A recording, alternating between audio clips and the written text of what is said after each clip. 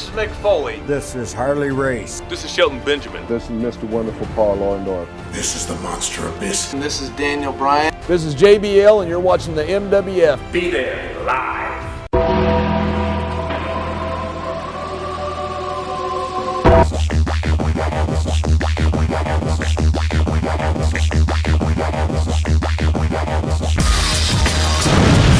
Wrestling fans around the corner, around the world, welcome to another bonus edition of Wrestling Insider's Current Events, where we break down AEW Dynamite from Daly's Place in Jacksonville, Florida, as well as WWE NXT from the Capitol Wrestling Center in Orlando, Florida, from October the 21st, 2020. As always, we're very interested in your thoughts.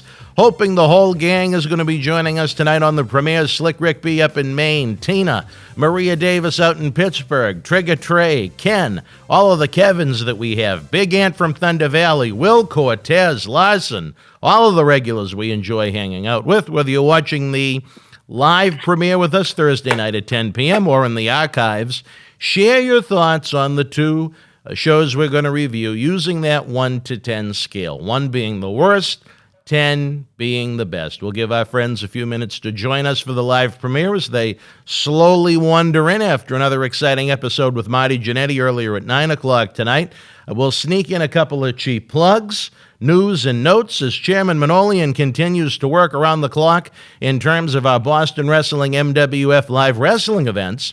We're in the middle of perhaps the biggest video production week in our 19-plus year history. My sleep has been all over the place trying to get these bad boys produced for hundreds of thousands of fans to enjoy this month. But at the end of the day, we need your help. No matter what social media platforms you use, please share the links. Share the links. And I'll even say it one more time, Mr. David Carter. Share the links to these videos on your social media platform. So we can grow this family, grow the content, bring you more superstars in studio to document the king of sports professional wrestling. We cannot do it without you, and I am only one man, believe it or not. Some may say I'm even half a man, and if you ask Linda Mirade, probably even less than that. Just as important, if you want early ad-free access to all of our weekly Wrestling Insider in-studio shoot interviews, our world-renowned studio shoot interview DVD series, and to simply keep wrestling legends working, join our growing family over on Patreon at patreon.com/Boston Wrestling. Forgo a Starbucks coffee and enjoy what I believe is now over 100 programs. You'll never have the Pro Wrestling Blues with Boston Wrestling Sports. I believe the next 6 episodes of Wrestling Insiders are already available on the Patreon, along with an exclusive episode with Marty Jannetty you won't find on YouTube. Our big goal before the end of 2020 is to have 100 regular Patreons. With the quality and quantity of the shows we produce, I'm confident we can get the job done. Earlier tonight, it was Wrestling Insider's Party with Marty, where Marty Jannetty's no-holds-barred sex, drugs, and rock and roll look at the world of professional wrestling in the 80s and 90s continued with Marty giving us an in-depth look at the WWF in 1988. This week, he discusses the Killer Bees' exit, the one-man gang morphing into Akeem, Donald Trump at early WrestleManias, and so much more. If you missed the premiere at 9 o'clock, that means you missed all the fun. That's our regular time slot. It is available in the archives as soon as this episode is over.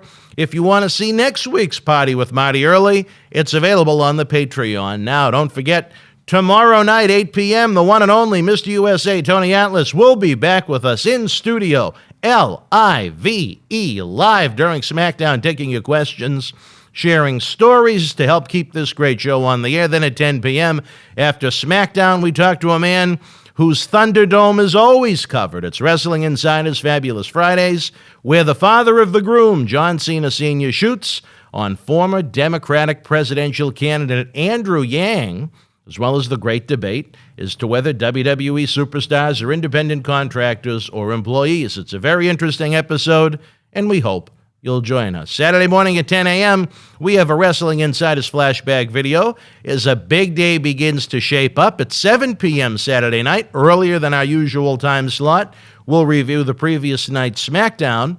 Then at 8 p.m., we're going to have a live watch-along that you're going to be part of for Impact Wrestling's Bound for Glory, traditionally Impact's biggest event of the year. I'm looking forward to it. It's been quite a while, to say the very least, since I've seen one of Impact's offering.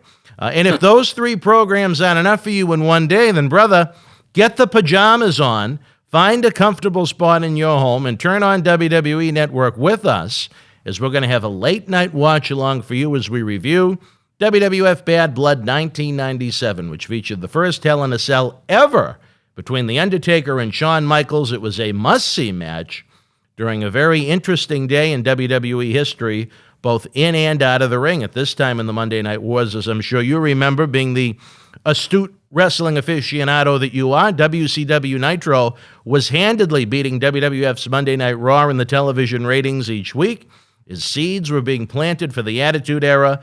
Hope you'll be able to join us late for this one. Then Sunday morning, up early again, 10 a.m., another Wrestling Insiders flashback episode before we go live, a little bit before 7 p.m., for a WWE Hell in a Cell watch-along. The WWE and Universal Championships will be on the line inside that massive structure, but even though as we tape this, we're less than 72 hours away from the event, for some reason only 4 matches have been announced. Well, I guess it'll be interesting either way. And to wrap it up at 11 p.m. Sunday night after Hell in a Cell, WWE Hall of Famer Brutus the Barber Beefcake is back in studio for Wrestling Insider Special Edition, where he continues his in-depth look at the year that was WWF 1988. And if you think that is a lot, wait until you hear what we're working on for the months of November and December. I'm exhausted now. When I could easily go for one of those energy drinks you're always kind enough to bring down to the studio, Dave, what I could really use right now is perhaps a couple of hits of Boost Oxygen. It turns me from Reno Chastain into someone ready to win a Jeopardy competition. If you haven't tried Boost yet, you should. It's available at fine retailers everywhere, as well as boostoxygen.com. Whether you enjoyed NXT and AEW last night and want to create a little WWE mayhem of your own, or you feel like you could do a better job than the creative team, the brand new WWE 2K Battlegrounds game is available now. For complete information, head on over to www.2k.com/battlegrounds. Little Marty, our junior ambassador, Devon Brent, says it's the best WWE video game that's been released over the past few years. And believe me, as my credit card statements will attest to, he knows his video games, so check it out. Have you played Battlegrounds? I don't know if you're much of a video game guy. No, not really with the wrestling ones. They're always so hard to play, but maybe since he said it's one of the best ones, maybe I'll give it a shot. Well, it's on par with, since you're somewhat in the same age bracket as me. If you remember WrestleMania, the arcade game from the mid-'90s, and NBA Jam, it's kind of like that. It's different than the usual 2K games they've released the past 10 years ago. So it's different. It's different, but he says it's a lot of fun, so I don't know. Maybe I'll check it out. And last but not least, fans, we talk about the holidays, great holiday gifts.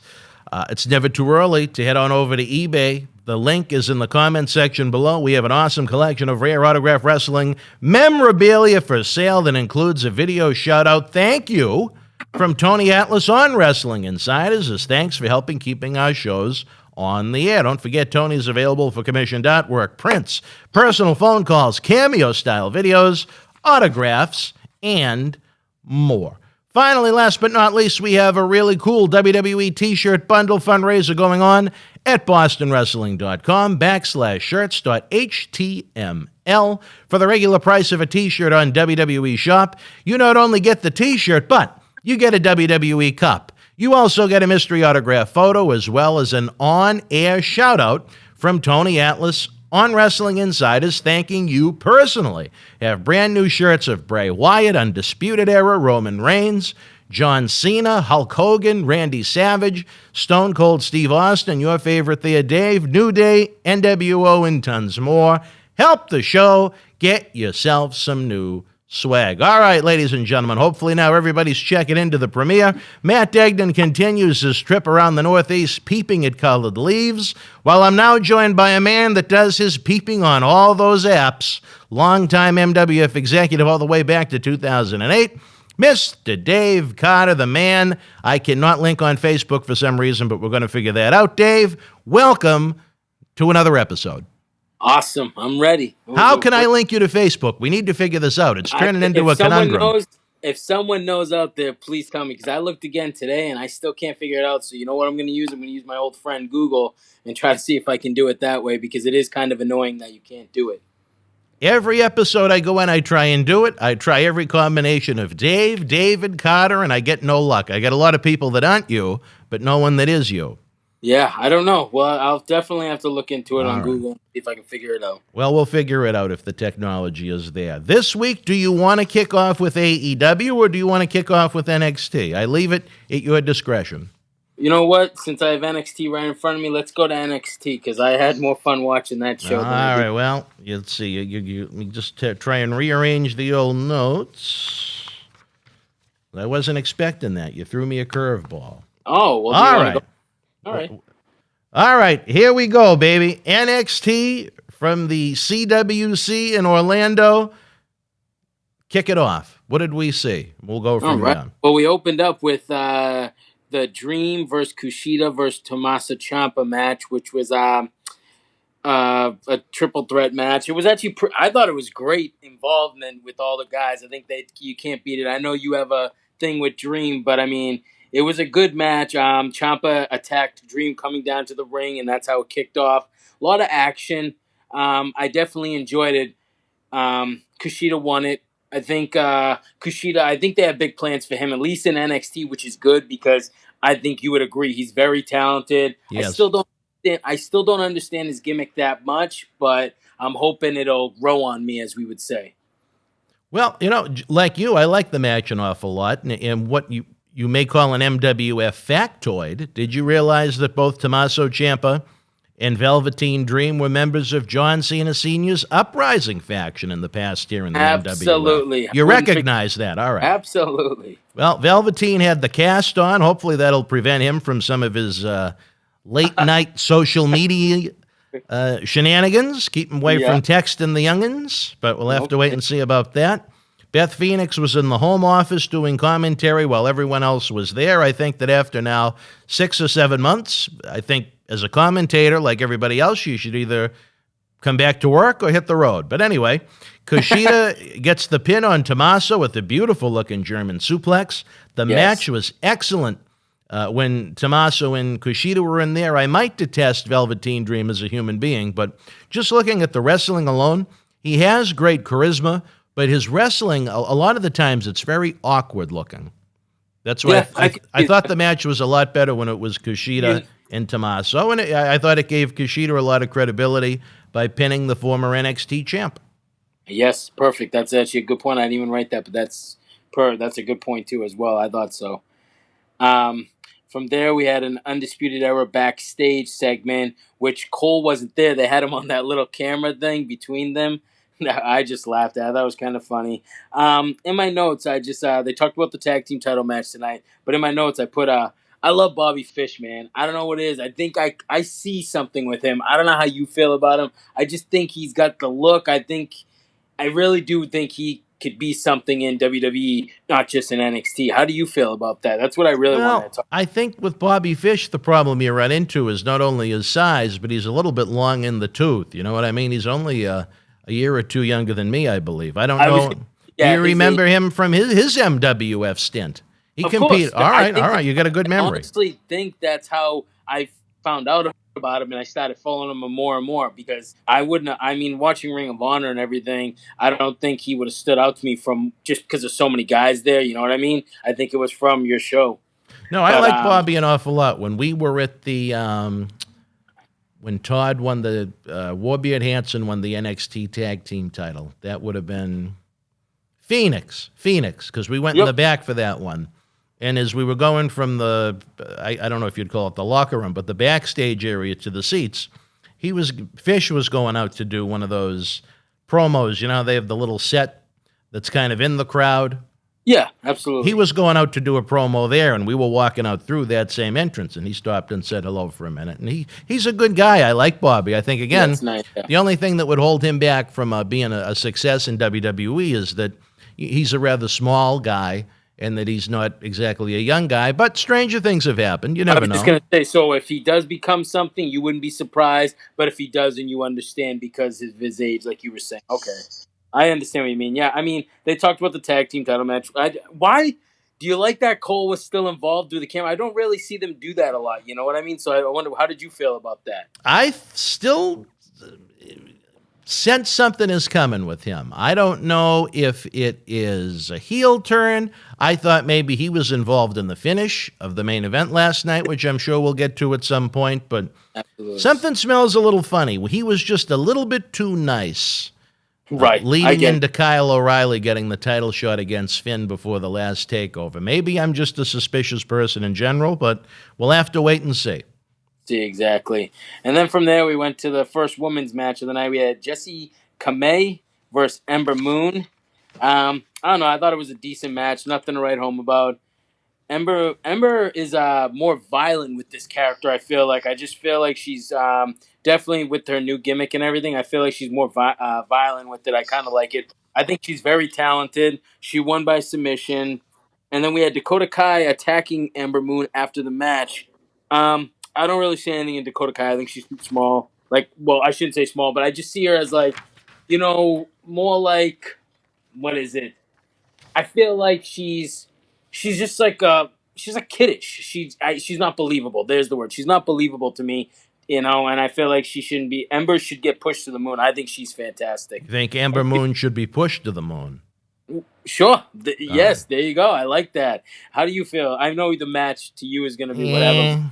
Yeah, I thought it should have been a more decisive win where it was her singles match return. I thought it was sloppy at certain points. I didn't think it was very good, and I wasn't interested in seeing any more of it. I was glad it ended when it did. But for the fans of women's wrestling, they may have enjoyed it. I just didn't happen to be one of them. What do you think of Ember Moon, though? That's my main thing. Do you think... I think it's she has an interesting look. I think she's a pretty good character for the women. At least it's not cut and paste like a lot of them. You know what I mean? Yeah, absolutely. Totally agree. And then from there, we got a little quick Bobby Fish needing help backstage. No one knew what happened. They just came over and seen him there that he just got beat up. We got that. I don't know. It went throughout the show, something like that. So, I mean, as we go, we can talk more about it. But from there, I don't know if you have anything to add to that. No, maybe they need to ask Mustafa Ali if he knew anything about it. Oh, exactly. Since he was behind all the hackings. Maybe he could hack into the CWC cameras, and maybe he knew who was behind that. Yeah, maybe Teddy Papalopoulos will let him in. Well, he is there every week, so maybe he did have something to do with it. He'll help him. Maybe he'll help him. The guy I like a lot was up next, Austin Theory. I see a lot of money in that kid. He was versus Bronson Reed. Bronson Reed won with, man, what a splash off the top rope. He's very athletic. You know who he reminds me of, too, is what I wanted to add to that is, it's the names... escape me. But remember, you were friends with him. I think he actually came into one of our shows. He was in NXT. Remember they made him... Bull Dempsey? Yes. Big Bull?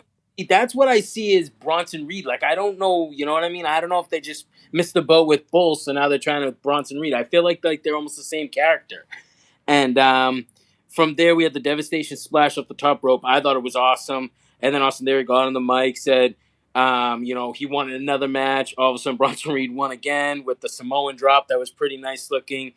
He's on a big-time losing streak. As we see later on, we'll talk about it. But what did you think of it? What do you think of Austin Theory? That's what I'm Austin Theory. That's what I really... He's someone that I would protect. He's someone that if you look at what's on the roster of NXT now, he's someone that you could look at as being a potential main eventer in WWE, even a WrestleMania main eventer at some point. Exactly. I would keep him away from singing. I would keep him away from dancing. I'd keep him away from comedy. I wouldn't even have him doing jobs, but as you noted, he's already on a losing streak right now. But Bronson Reed's a very, very impressive big guy. He is too, yes. I like to see the big guys like that flourish because it looks different than the cookie-cutter approach that you see a lot of the time on the TV shows. I didn't see the need to have him, Theory, challenge him to a second match as soon as the first match was over, and then lose clean in the middle 1, 2, 3 again twice within the matter of 10 minutes. I don't know what point that tried to get across. Yeah, I didn't understand it either. One other thing, doesn't Austin Theory kind of remind you of like a young John Cena, like his look? Do you ever get that vibe from it? Like the way he's. I'm telling you, there was moments in that match as you look at him standing there, like, and it just reminds me of a young John Cena. Like I can see that being him, not that gimmick, but something like that. Like I just look at him like this is going to be the guy. I don't know. I see money all over him. I never thought about it before you mention it. I'll have to pay closer attention Yeah, next time look he's at on. it. Just I'm talking about the first version of John Cena, not Right, basically right. that. I'm talking about the very first version when he first came in, like Austin Theory is now. And remember when they brought him up to the main roster? So I'm glad what you're saying. You agree he should be kept, not touched anything. I'm glad they brought him back to NXT because I think he would have got lost if he was still on Raw.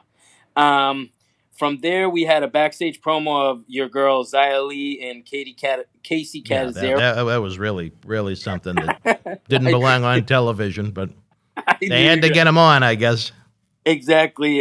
This is Xia Li says this is the biggest match of her career. Okay, I won't even ask you what you think because I know what you're gonna say. Nobody cares. From there, we got another backstage segment was Austin Theory leaving the arena and says he's done. He quits. What do you think they're gonna go with that? Do you think that's He'll what they're probably be back next week. Usually that's how those storylines go. When they quit or they're fired or suspended, it's either forgotten or it lasts a week and a half. I wouldn't lose too much sleep that he won't be seen again. Yeah, I mean, I definitely could see that. Yeah, I know what you mean. I hope they do what you said and just leave him alone, let him do his thing because he is going to be money. From there, we had a good 6-man tag team match. I love this match. This probably was the match of the night for me. Legado del Fantasma versus Jake Atlas, Isaiah Swerve Scott, and Ashanti the Adonis. I think they're all great athletes. I see all potential in them. The big Spanish fly from the outside onto everyone was unbelievable. I thought that spot was awesome. And I'm not a huge spot guy, but I thought that was great. You know what got me about that? You just talk about what a devastating move that is. Hits the move, and what do? They go to a commercial break. Yeah, and then what I don't understand is you don't get to see them sell it. And it's across not to see them sell it, but across all the WWE TV shows. It takes away the thought of, okay, geez, maybe this move was so devastated it knocked them out for 10 seconds, and it could be a count-out finish.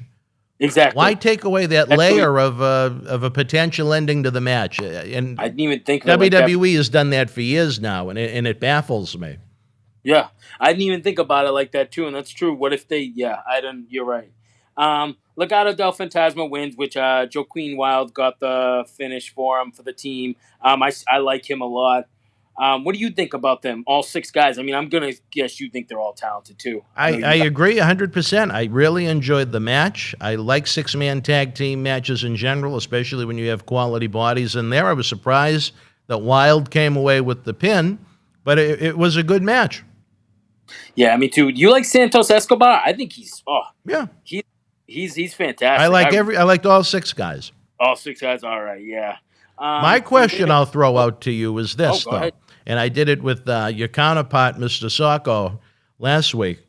Where you have Wilde on the roster, where you have Robert Stone on the roster playing kind of bland gimmicks, and where TNA is very generous as far as just giving out their gimmicks to everybody, do you think they would be more interesting and get more mileage out of them as Robbie E and DJZ? I'd rather see that than those two presentations, to be honest. Like that, absolutely, because they have name recognition that way too. Because you know what? I'm not gonna lie right now and tell the truth. Joaquin Wilde, I know who he was, but I didn't even think of him as DJZ then because it's just, when you see the guy. But oh my God, now that you say it, yes, that would make so much more sense. And you talk about TNA was a company that was, well, it still is, on life support. Those were very colorful characters they had that would get a genuine fan reaction. Robbie E was, he was a genuine heel that got heel heat. Yeah, DJZ, I think the fans maybe they had a little bit more fun with, where he was high flying and he played the music and things like that, and he had that little, I don't know if air horn is the right word, but he had that, the noise maker and whatnot. Yeah, I think that would add some personality to NXT a little bit, as opposed to, I think Robert Stone is very boring. I don't think that helps Robbie E at all. And I think Wilde is fine as Wilde, but I think he was much better as DJZ. Again, One man's opinion. No, I'm not going to disagree with that. I mean, I'd be happy if they do get it over. I think maybe they want, maybe don't want because it wasn't their, their thoughts, or maybe they don't want. So I hope it does work out for him as Joaquin Wilde. It couldn't be any worse than when they brought Broken Matt in, but that's all right. I know, that's your boy. From there, we got I don't know, I didn't like to say, I can't stand this, but a Gargano, Candice from their house segment, spin the wheel, make a deal, whatever. Gargano started freaking out because he got two spins that were both meaning he was going to be dead in the ground. I don't know. I think it was too much. I don't know. It doesn't catch my viewing pleasure, but I don't know. No. What about you? The Gargano family sports entertainment segment, it wasn't amusing, and it did nothing to get either one of them over. Gargano, again, not the biggest guy in the fight, but one of the best professional wrestlers in the industry right now. And then you throw that comedy nonsense in that nobody really cares about or wants to see. I don't think it helps the cause. No, not at all. From there, I don't know what it is with these guys, but Everrise versus Drake and Killian Dane. First off, what do you think of Everrise? I thought when they first came on NXT, I thought it was just like an enhancement. Now they're really being used. I don't know. How do you feel about that? I still think they're an enhancement, but I guess that's just me. But you don't see anything with them, right? Like it wasn't just me. Okay. Nope. And from there, we got Everrise won by DQ that match because Drake got a chair and started going crazy on both guys. I don't know. How do you feel about the pairing with them? Drake Maverick is becoming the Otis of NXT. I mean, it's really becoming overdone. He went from a wrestler to a general manager to a wrestling manager to doing both, to being fired, to being rehired, to this goofy gimmick that sucks. The waste of Killian Dane. The theme music sounds like it belongs on Sesame Street. Oh, God, right? Maverick went nuts with the chair like he found his inner Bailey. It's something that isn't for me, and I'm surprised it's on TV every week. There's nothing about Drake Maverick that says, let me watch this on my TV. Right, and then the opposite with, I don't know if you like him, I don't think I've ever asked you, but Killian Dane, which was Damo back in, before, but Killian Dane's fantastic. Yeah, I like him an awful lot. I think he's really good. He's a big bruiser. Right. Ugly type guy, and they need that. He adds variety to, again, the cookie cutter looking. Exactly, and they put him, remember he was with Sanity or whatever for a little bit? Yeah, no, I think he's very good. He's very talented. I'm probably going to get it wrong, but I know he's from somewhere in Europe. He wrestles kind of a different style. Yeah. I think there's a lot that could be done with him. Pairing him with a guy that, a 5'5" English guy that's probably best remembered for pissing his pants in a match where he managed to tag team against the Big Show. I mean, it makes him look like a goof too, and why water him down? Yep, exactly. From there, we had Roddy is shown backstage, beat up, laying there.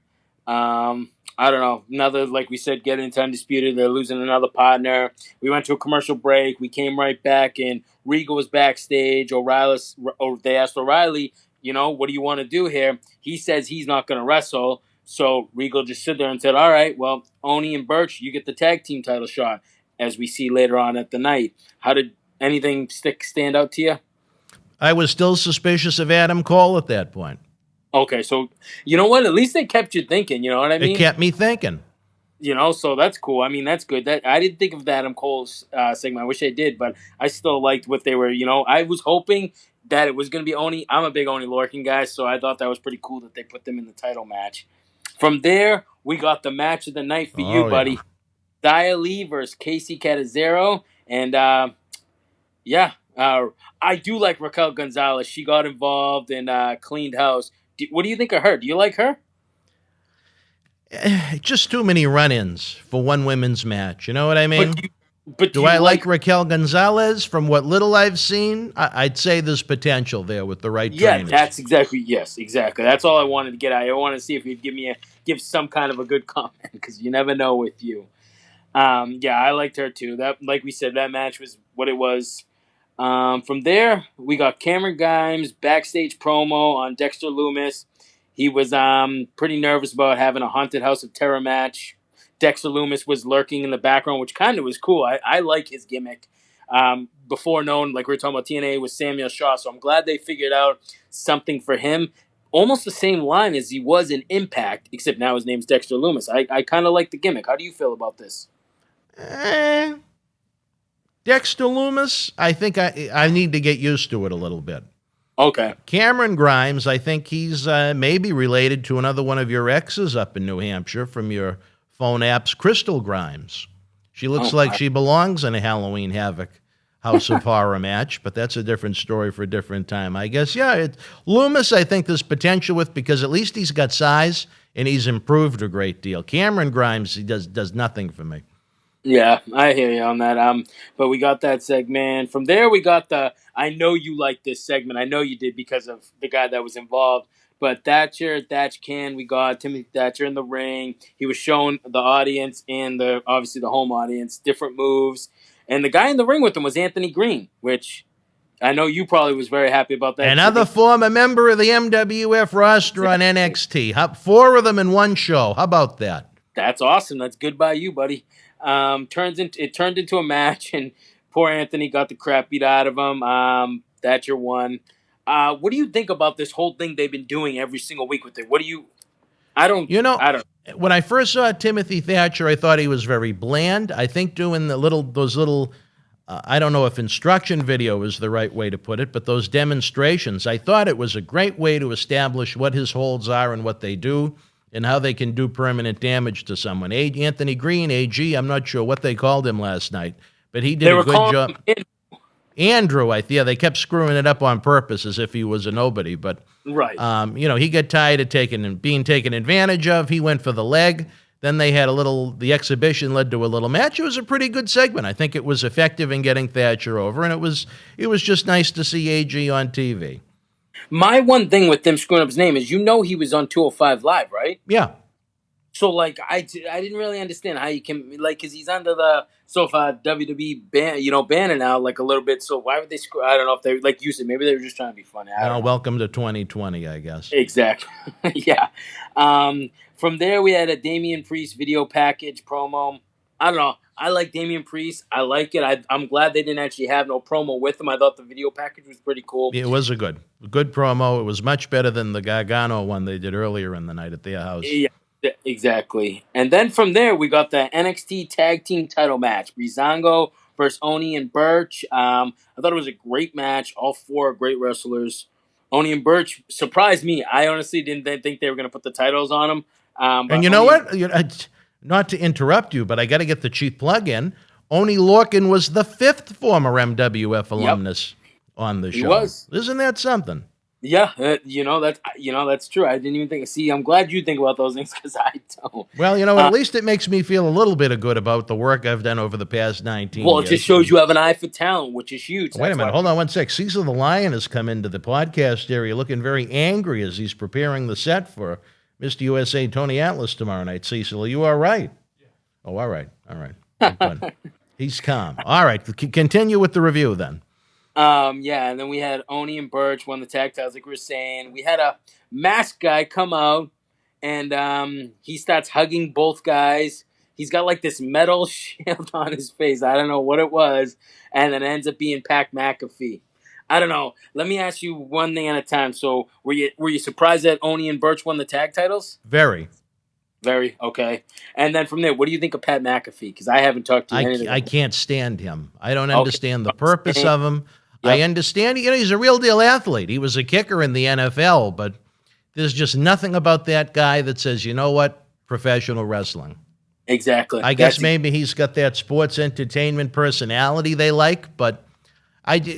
The thing is, why? Because he freaked out on his own podcast with Adam Cole. That was just. Yeah, it was like it was all it was just dumb. I don't know. I don't like it because you know what he makes me feel is he makes a joke of the business. Right. He doesn't add anything to it. He adds it as a joke. And I don't like that because me and you, I know I love it. I know you love it. Why do you want to bring a guy that makes a joke of the business? I don't care if he says he isn't. The way he acts around it, the way he does things, it makes it a joke. And I just don't like that and I don't appreciate it. And that's why I don't have no time for Pat McAfee. Well, I think it was good that they brought Breezango back to NXT to give them a fresh coat of paint after being treated like imbeciles over the past few years on the main roster. I think Tyler Breeze is just phenomenal. He was such a wasted talent on Raw and SmackDown over the years. He's someone, if he was ever released, I'd have an interest in bringing him into the MWF almost immediately. Now that there's a more serious side of Breezango, maybe they'll pop up on the main roster again after they dropped the titles last night, and it looks like, even though the match was disputed, that they'll probably be having matches with the Undisputed Era. Absolutely. How about that for a little pun? But I love it. it was kind of an eye roller, though, when they took off the mask and it was Pat McAfee. I wasn't expecting that, and now that it's over, I really wish it wasn't, but it is what it is. Yeah, exactly. And that was NXT. What would you grade it? Well, you know what? Even though AEW had the start of their number one contenders tournament headed into the Full Gear pay-per-view on November 7th, I felt like NXT was the one that was building more and more. I love seeing a tag team title match as the main event of the show. I think that Vic Joseph and Wade Barrett are becoming a strong announce team without the constant screaming of Mauro Ranallo, who just screamed about everything no matter what was going on. So every time something important happened, he was still screaming about the big angles as much as he was screaming about enhancement matches. So about a punch, too. Sometimes with a punch. Whoa! Yeah, exactly. Like, come on, man. I think Beth Phoenix is awful, but her role, she's been more subdued the past couple of weeks, not taken away from the matches like she usually does. I enjoyed the six-man tag quite a bit. I thought the opening match was very strong, as much as I don't think Austin Theory should be doing jobs. I like the way they put over Bronson Reed. It was, I even have it written down, it was 1:13 a.m. when I finally finished watching these two shows. I was borderline on a 7 and 8. I could have done without some of the comedy skits and the overabundance of the women's matches. But again, I give this one 8 out of 10. I thought it was a very good show. You know what? And I'm right with you. I gave it a 7 out of 10. But all right, that's close enough. Yeah, I'm right there. Like I thought it was a good show. Like he kept me entertained. He kept me wanting to watch. It's not like, Raw. Sometimes you're like, oh, when's it going to be over or whatnot. But no, this was good. I thought it was a good show. I don't know. We roll right into AEW. Oh no. This is Boston Wrestling Sports Fans. Right now we have to take a brief time out, get a quick plug in, get you guys interested in the social media. When we come back, we're going to talk about a show that was almost as horrific as a certain birthday boy this past week when he runs around the house nude before he takes a shower. AEW Dynamite. We'll be back after this brief timeout, folks.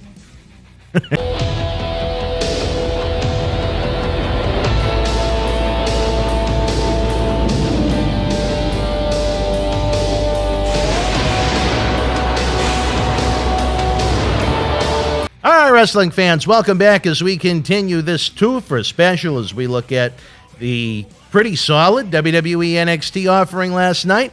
And now we move on to AEW Dynamite from Daly's Place in Jacksonville, Florida. It was 2 hours that I think people are going to remember, but for the reasons why, well, we'll discuss that. Go ahead, Mr. Carter.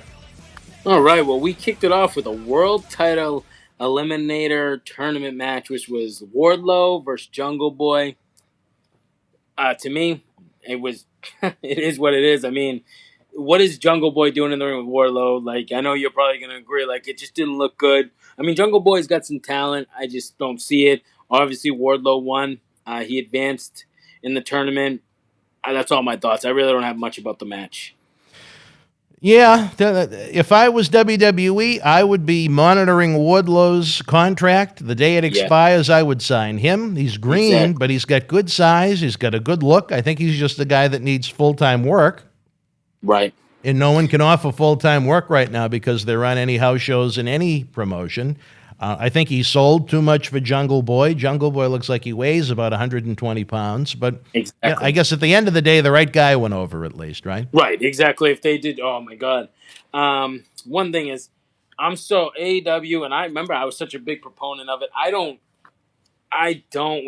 like all these tournaments. Everything's a tournament with this company. Everything. I don't understand. Like, they can't build a story to anything. It's literally a tournament for everything. I don't know. To me, it just makes me nuts. From there, they went to a promo, a backstage thing, which was after Dynamite went off the air last week. They showed Eddie Kingston talking smack to Jon Moxley. I don't know. To me, it is what it is. I don't really get much out of it. How did you have anything to add? I guess if you're Eddie Kingston, it's good to have friends. I think he's a really good promo. I think he'd probably be better off as a manager, as his wrestling it's very uninspiring. I can't believe he's actually going to be in a pay-per-view main event. I thought Jon Moxley's interview with wherever he was supposed to be, I thought that was very good. That felt very real. It was very interesting. And I'll say this, I think overall AEW has used Moxley better than WWE used the man as Dean Ambrose. Yeah, I mean, well, from there we had the Moxley. It was 2 segments of Moxley and Kingston, so we got the Moxley Kingston video promo right after. Yeah, it was good. I don't know. To me, I don't see it. I don't know. Eddie Kingston to me is just out of shape. I don't think he should be the one that you're putting on your TV right now when you're still trying to get people to watch your program. Exactly. That's the way I look at it. Jon Moxley's great, but he's also been in the big time, so he knows what to do. But Eddie Kingston, to me, has never done anything in the business, and he looks out of shape. He just doesn't. I don't know. That's me. From there, I can't wait to hear this. Sonny Kiss versus Kenny Omega for the World Title Eliminator tournament. Kenny's entrance, I can't stand. I don't even understand it. Girls holding brooms. I know he's the cleaner, but like, come on. What the hell? And it took him 3 minutes to come out. I don't know. It was a quick match. Obviously, Omega won. What are your thoughts of Sonny Kiss? Tell me about the match. I gotta hear this. I guess the best thing you can say about it was that at least it was about as long as it should have been. No, I want to hear Sonny Kiss. Give me this. I've been dying. I haven't done one of these shows with you, so I don't know how you feel about that person. Well, I'll go through the whole thing. I thought Justin Roberts' introduction was way over the top and childish. It was good that the match was over in seconds. It's exactly what it should have been, where Omega is a top guy instead of wasting 20 minutes selling for an undercard guy that Jim Ross can't decide if he should be saying as a man or a woman. I mean, I think if you go to that route, you have a real problem if you can't figure out what gender the wrestler is. But again, that's one man's opinion. What I think is even more embarrassing is that in a couple of weeks, Jack Swagger goes back to have an MMA Bellator fight, and 2 weeks ago, he was selling for him. Yep. I mean, taking big bumps for Sonny Kiss that Jim Ross can't decide if he's a man or a woman. And now he's going to go into MMA Bellator fights. So I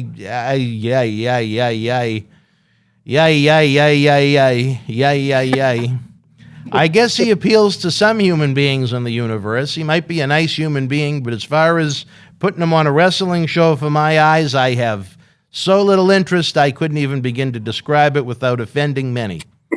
I hope Bellator doesn't show any highlights of Jake Hager selling for Sonny Kiss and Jim Ross trying to figure out if he is a man or a woman. Weekly, not just once. Every week, JR seems to get a little confused over what direction he's supposed to go in. And to be honest, I'm not 100% sure either. He is a man, isn't he? You're asking the wrong person. That's why I said. Well, no, I mean, is he a man or is he transgender or? I don't know if the person had the shirt. I don't know. That's what I'm saying. That's why I just said the person, Sonny Kiss, because I don't know and I don't want to offend anybody. There's a lot of confusion. I've never looked into the wrestler because honestly, before this Sonny Kiss was on AEW, I only heard the name and that was it. I didn't know much about it. I didn't go looking for Sonny Kiss matches ever in my lifetime, so I have no idea. I guess it's something you can have somebody do for you to find out because I have no idea. Well, if it was me, I'd kiss him goodbye, but that's me. Sure. That's me. I get you. And from there, we had a Tony Schiavone backstage interview with Cassidy, and this is another guy. A lot of people love him. I can't stand him. I don't like him not talking. I don't understand. That's another guy that's making the business look dumb. He stands in the does these stupid kicks, looks at you like he wrestles with his hands in the pocket. So you're telling me if you're trying to bring in fans, you have a casual fan looking at that. They're going to be, what the hell is this? Click, next thing. Like, to me, come on, AEW. What are you doing? I don't know. That's you can do it on the indies because you get people to laugh, whatever. People don't see that all the time. You're showing this guy so much all the time on AEW, and every time I see it, I'm just like, what is going on? Like, I have somebody watching with me last night, and they go, what's the point of this guy? Yeah, like, I've thought that every time I've seen him. And she says, this is stupid. And I couldn't I hate saying it, but it was stupid. Like, I just don't understand. I mean, what do you? I'm guessing you're on the same level as me with Orange. He found his inner Bill Belichick. We're on to Cleveland or whatever it was that he said. Yeah. He's got the personality of a rice cake. His gimmick sucks. There's people that like it. I don't understand why. I don't think it's fun. I don't think it's funny. I don't think it's amusing. Nope. But the people that write the checks in AEW do. So how do you argue with them? And when he does do any wrestling, I think it's going to be another one of those. What's that? When he does do some wrestling, he's not even good at that. So, to me, it's, I don't know. I'm missing the boat on him, and I know what's going to happen is this going to end up biting me because I know he's going to end up doing something, and I'm just people be like, but I don't know. To me, I don't see anything. He'll be just like Otis. That gimmick will run its course, and then he'll just be dead on arrival. Probably. Yep. And then from there, you might have liked this segment. We had an Arn and Cody show up in a limousine. Cody talked about his feuds, how he's bulking up to be able to hang with guys like Jake Hager, the big guys. Says he's the VP tonight, though. He's not doing anything with the wrestling. He was just doing the VP, stuck his little hand out to shake Dash's hand, and that was about it with that. What do you think about Arn and Cody being teamed up together? What do you think about him bulking up? I think it's a good pairing. I think it's even worse that they mention he bulked up after he practically lost to Orange Cassidy last week. If the match went another 1 second, you talk about castrating one of the best wrestlers right now in the universe, having him go 20 minutes with Orange Cassidy with his shoulders down as the ref counted 2. It was atrocious. It takes away from his credibility. I mean, There's a guy, he had a war, had one of those... a hellacious dog collar match with Brody Lee the week before, and then he's going to the time limit with Orange Cassidy, who puts his hands in his pockets. I mean, come on.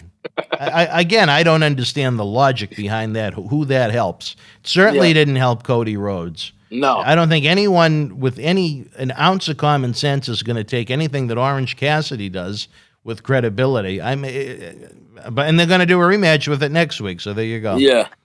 I don't know. From there, we had... this show must have built around that main event because, like we were saying, Eddie Kingston doesn't deserve to be there because we got another promo from Eddie Kingston backstage about Jon Moxley. He can cut a good promo, he said, but, man, enough's enough. It's, literally just building to one match, the whole event. What do you... I don't know if you have anything to add to that. He just feels indie level, not major league. He doesn't belong on a national main event on a pay-per-view, that's for sure. Yep. And then from there, we had another world title eliminator match, which was Rey Fenix, who's phenomenal, versus Penta L0M. Eddie was on the commentary for it. Just a little more in case you missed him the first 5 times. Yeah. Say that. It was a lucha match, so what do you expect from a lucha match? Fast-paced. Rey Fenix won. I thought the match was way too long. But other than that, both guys are great. They're great wrestlers. You don't get nothing other than that from them. But, that's how I feel. I don't know how you felt about it. No, I thought it was a good match. The only problem I had with it felt like that neither guy was trying to win to advance in the tournament. It felt like they were just trying to get all their spots in. But I guess that's Lucha Libre wrestling. Yep, exactly.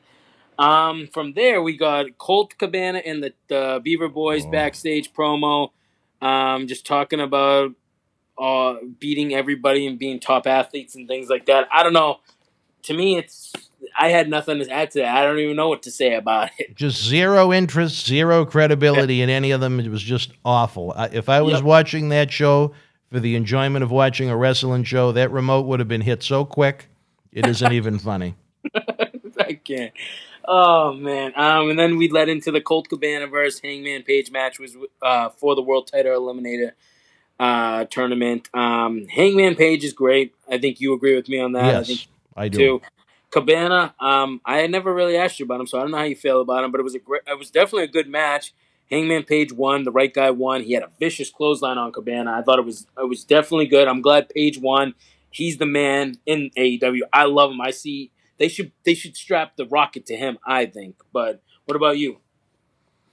With what they have on that roster, absolutely. This match really wasn't one to showcase his skills. It took way too long for him to beat a stiff like Cabana, who has nothing to offer the product. The match wasn't that bad.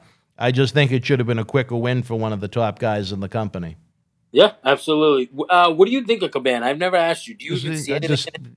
No, nothing. No one I'd ever want to see again. I wish Okay. I never saw him once. Yeah. All right, and then from there they show some clippings of Matt Hardy, your boy, delete. And then they show Sammy Guevara burning some of the clippings, and then it goes to commercial break. I guess because they're building up to their match at Full Gear. Anything to add to that? No, that was about it. Okay, and then this, I don't know. I love this teaming. Team Taz. It was Brian Cage and Ricky Starks. Ricky Starks is great on the mic. I think he can really cut a good promo. I love Taz being involved. I always thought he was a great talker. He might be the best promo guy in the company. I was just gonna say. I have that written. I was gonna say Taz maybe best promo. Yeah, I love Taz doing everything with him. Brian Cage is a beast. I mean, that guy. Obviously, he's he's a genetic freak, but he's got I don't know if WWE would ever touch him because of you don't know if he's on the sauce or not. How do you feel about those two guys, that pairing? I think that it having Taz with those two guys gives them instant credibility. They both need it. Cage has got a great look. He's got a long way to go in the ring. Starks wishes he has Cage's size, but he's just got everything to be that arrogant prick that you want to hate. I think Ricky Starks has the potential to be one of the top heels of this decade, to be honest. I think having Taz do the mic work until they up their verbal game to hang with him, I think it's a perfect pairing right now. I have no idea why Cage has that FTW title. I have no idea what it's supposed to symbolize, but other than that, I think it's a good grouping. Yeah, and the other thing is Ricky Starks, and I forgot to Google the name, but I think Ricky Starks remind me of, remember TNA, early TNA? The guy, I shouldn't even bring it up because I don't remember his name, but he was in early TNA, and they wanted him to basically be the Rock of TNA. Sonny Siaki. Yeah, Sonny Siaki, and that's what I see with Ricky Starks. It's just because the shirts, the way the hair's curly on I don't know. To me, that's the way I see Ricky Starks. I hope he does better than Sonny Siaki, but we shall see. From there, we got exactly. You just said it all right there. I don't even know what I watched. I didn't even know what I was watching, and that's another thing. The person watching with me goes, "What the hell is going on?" And I go, "I don't know. I don't know what Chris Jericho said okay to do this, but I don't know." But what I'm talking about is Chris Jericho, MJF backstage, talking about steaks, one-upping who's going to get the rarest, rawest steak. Then they start singing, dancing.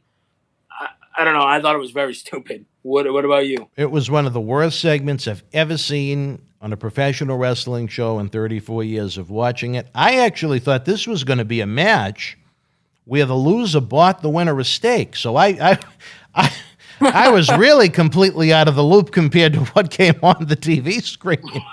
So you must have been really shocked. They talked about some town hall meeting next week about if MJF is going to join or not. This was the worst of the Attitude Era, skit-wise. This is the worst of what Vince Russo would put together for those that knock Vince Russo. I can't think of anything that Vince Russo ever put together that was as bad as this. And then it got even worse when they started to sing, they started to dance. It made me never want to watch AEW again. If I was watching again for pure enjoyment, I would have clicked this within seconds. As soon as they started arguing about the steak, I wouldn't even have seen the singing and the dancing. Yeah, I felt the same exact way. And you know what's crazy is today when I was doing some work, I looked at it. This was number 2 on the top 5 moments of the night for AEW last night. That's what AEW said. I don't know how you could even show this again. So yeah, that's great. I love how you said that. From there, we got Dr. Britt Baker versus Kylie King, sorry. Britt Baker's pretty good. I think she's pretty good in the ring. But what I didn't like is when she went for the surgical glove, she didn't really put it on her hand. It was like, you know what I mean? It was just like over her fist, and then she's like trying to choke out King. I don't know. Baker won the match, obviously. To me, it was a decent match. Nothing really. I guess this is just somebody trying to make the roster or whatever. Yeah. Britt Baker's, decent. What about you? At least it was quick. Okay, there you go. She used that Jack Murray like mandible claw on her for the victory, and that was that. Off to the But you races. see how lazy she was putting on the surgical glove? I just didn't understand it. You didn't even take the time to put it on, so it's like... Well, you know what? The other one, her record, they said was 0-11 in AEW, so maybe she didn't find the need to add much emphasis to the glove put on. Right. I don't know. Yeah, neither. And then from there, we got the main event, which was a 4-way tag team match. The Butcher and Blade versus Alex J. Reynolds and John Forrest Silva versus Private Party versus Young Bucks. FTR was on commentary, which I love them. It was a decent match. No real selling, but that's what you're going to always get in a Young Bucks match. That's why I can't stand sometimes with AEW is there's never no selling in a Young Bucks match. Young Bucks won with the roll-up. FTR heads to the ring. We got the Bucks and them standing in the ring. The FTR had the bear in the hands. They slapped him out of the hands. Then another mask. Go figure, huh? A mask guy on NXT, a mask guy on AEW. And then they were all attacking the Bucks, and we found out it was Tully Blanchard under the mask.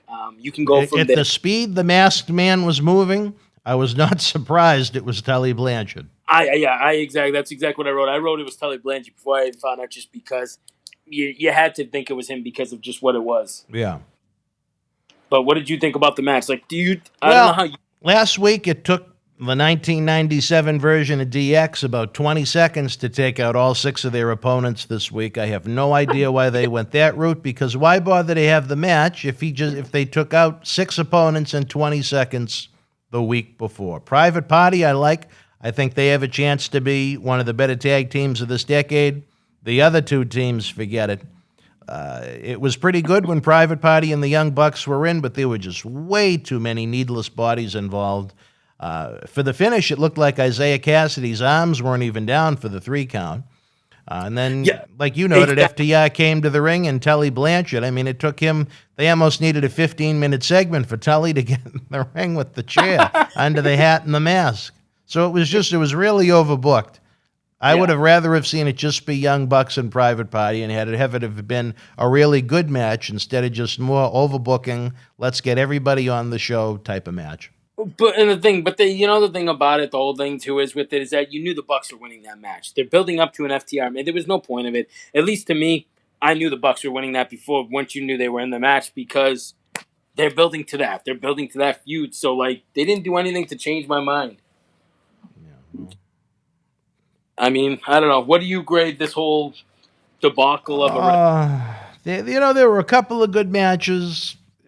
I enjoyed the promos with Moxley and Taz and Ricky Starks. The 4-way might have been overbooked.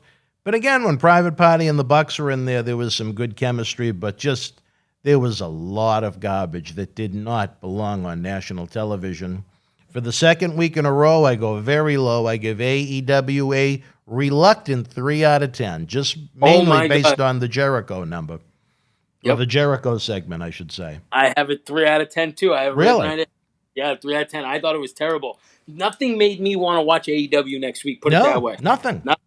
There wasn't one thing, because you know what? That I've seen enough. I know Eddie Kingston's fighting John Moxley, so I don't need to know anything until November 7th now. That's the only thing that I've seen. Other than that, to me, there was nothing else that was involved for me to be like, oh man, I can't wait till next week, you know?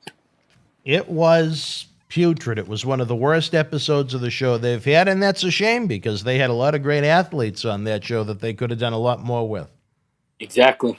So I don't know what the ratings are going to show. I know that Mr. Sacco gets very excited about the ratings, but no matter who wins and who loses, NXT by far had the better show last night. Oh, absolutely. But I don't know. From there, that was the end of the night. So that is that. Another hellacious Wednesday night in these Wednesday night wars. That the bullets were soft last night. I guess there wasn't too much collateral damage each way.